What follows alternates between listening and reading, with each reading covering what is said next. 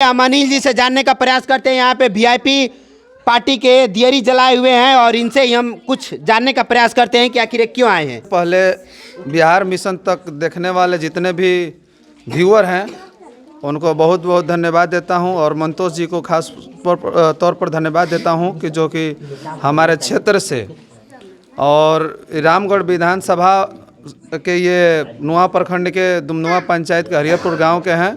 एक होनहार युवा हैं जो कि मीडिया अपना बिहार मिशन इनका चैनल का नाम है। आप लोग जितने भी दर्शक सुन रहे हैं तो इस बिहार मिशन तक यूट्यूब पर है और फेसबुक पेज पर है। आप लोग लाइक करिए, सब्सक्राइब करिए और शेयर ज़्यादा से ज़्यादा करिएगा, सपोर्ट करिए। गरीब घर के बच्चे हैं और धीरे धीरे यह सीख रहे हैं और जिनकी भी गरीबों की आवाज़ होती है या कहीं भी घटना दुर्घटना होती है तो पहले पहुंच जाते हैं और हक अधिकार की लड़ाई लड़ने लगते हैं। मुकेश सहनी जी को कितना करीब से जानते हैं बताइए। मुकेश सहनी जी को 2014 से ही मैं जानता हूं। पहले नाम उनका चलता था गांव-गांव में, लेकिन इधर के लोग नहीं जानते थे। तो इससे पहले 2018 में 4 नवंबर को जो निषाद आरक्षण महारैला निकला था और 4 नवंबर को ही पूरा समाज पटना में एकत्रित हुआ था। अपना चंदा से भाड़ा इकट्ठा किया था, अपना किराया लगाकर गांधी मैदान को भरने का काम किया। लगभग 10 लाख निषाद वहां एकत्रित हुए और सभी लोगों के सहयोग और सपोर्ट से मुकेश सहनी जी ने वीआईपी पार्टी की स्थापना की, जिसका नाम है विकासशील इंसान पार्टी। ये आप लोग मुकेश सहनी के आप सपोर्ट में, आखिर काहे लिए मुकेश सहनी को सपोर्ट में? और तो नेता हैं बिहार में, बिहार में बहुत से नेता हैं, सबका स्वागत करते हैं, लेकिन मुकेश सहनी जी का सबसे ऊपर बढ़ चढ़कर स्वागत करते हैं, क्योंकि मुकेश सहनी जी मुंबई में रहते थे। 900 रुपये की मजदूरी पर पूरा महीना का अपना मुंबई में मजदूरी करते थे। 900 रुपये महीने पर उन्होंने अथक प्रयास, मेहनत, लगन किया और आज वो हवाई जहाज़ से उड़ रहे हैं। उन्होंने इतना गरीबी अपने आँखों से देखा और आज जहाज़ पर उड़ रहे हैं और उनका सपना है कि हमारा निषाद समाज के भी लोग हर तरह से पिछड़े हुए हैं, मछली मारने का काम करते हैं।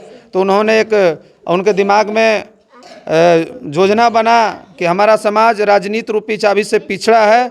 हमारा समाज को अगर हक और अधिकार मिलेगा तो राजनीति में आगे बढ़ चढ़कर लोग बढ़ेंगे तभी मिलेगा। और उन्होंने अभी 25 जुलाई को फूलन देवी के शहादत दिवस पर उन्होंने घोषणा किया था, निषाद संकल्प रैली निकाली थी, जिन्होंने 1 नवंबर तक बहुत सराहनीय रहा। 3 राज्यों में उनका आरक्षण संकल्प रैली निकली, बिहार, झारखंड और यूपी में।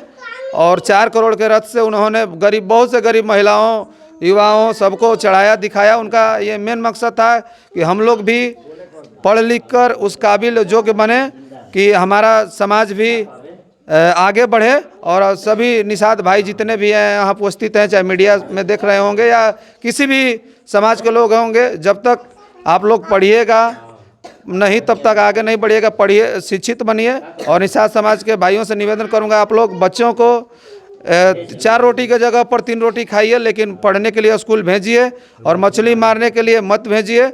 अब समाज धीरे धीरे अब जाग रहा है और उसका वैल्यू नहीं है। आज कलम में जितनी ताकत है उतनी ताकत किसी दुनिया के कोई शक्ति में नहीं है। अपने बच्चे को पढ़ा लिखा कर उस काबिल योग्य बनाइए कि अपना शिक्षा का मतलब ये नहीं है कि नौकरी पाना। शिक्षा का मतलब ये है कि बैंक में जाएंगे तो वहाँ भी शिक्षा की ज़रूरत है। जब तक सिग्नेचर नहीं करेंगे तब तक पैसा नहीं निकलेगा।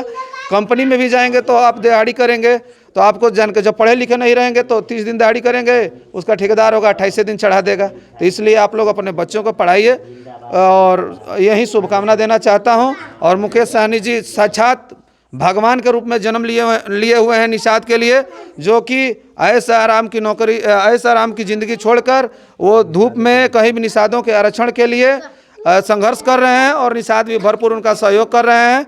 और जहाँ निषाद समाज मुकेश सहनी जी जहाँ भी निषादों की बात करते हैं या जहाँ बुलाते हैं, हमारे क्षेत्र के, हमारे समाज के लोग उनके एक जुबान पर संकल्प ले लिए हैं कि जहाँ मुकेश सहनी वोट डालने के लिए कहेंगे वहाँ हमारा समाज वोट करेगा।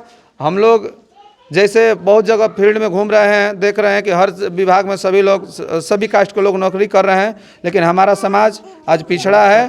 तो पढ़ाई में कहीं ना कहीं वो पढ़ नहीं पा रहे हैं, कुछ आर्थिक रूप से कमज़ोर हैं, कुछ परसेंटेज मार्क भी ला रहे हैं, तो आरक्षण नहीं है तो 2-4 नंबर से छट जा रहे हैं। तो मुकेश सहनी जी, अगर आरक्षण हम लोगों को मिल जाता है तो हर जगह भागीदारी होगी। हम लोगों का 21 उपजातियाँ हैं, जिसमें नोनिया, बिन, मला सभी लोग, जितने 21 जातियाँ हैं 9.64% हम लोग, 14% जादव भाई हैं, उसके बाद सेकंड स्थान निषादों का है।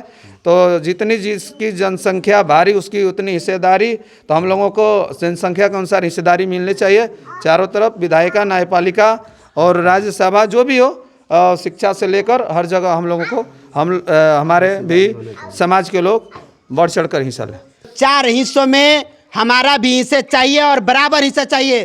कार्यपालिका, न्यायपालिका, विधायिका और समाचार पत्र में अगर हमारा हिस्सा रहेगा तो ही हमारा समाज का विकास होने वाला है। ये कह रहे हैं और हम भी कह रहे हैं, और जितने भी निषाद समाज के लोग हैं ये सब यही कह रहे हैं कि हमारा भी हिस्सा उतना होना चाहिए जितना सब लोगों के जातियों का हिस्सा है, उतना हमारा भी हिस्सा होना चाहिए। और इसीलिए संकल्प ले रहे हैं और आरक्षण का मांग कर रहे हैं। जय हिंद, जय बिहार।